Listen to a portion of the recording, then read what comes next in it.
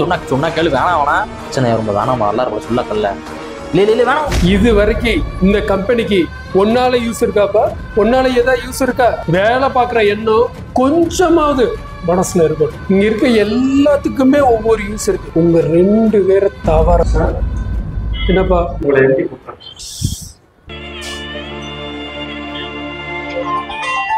சொன்னா கேளு வேணாம் வேணா பிரச்சனை ரொம்ப வேணாம் நல்லா இருக்கும் சொல்ல கல்ல வேணாம்.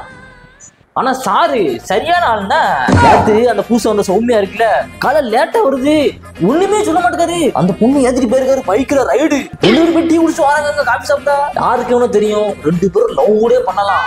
அப்படியா தலைவலியில இந்த தலைவலி வர சொல்லுமா? எப்போ வரீங்க?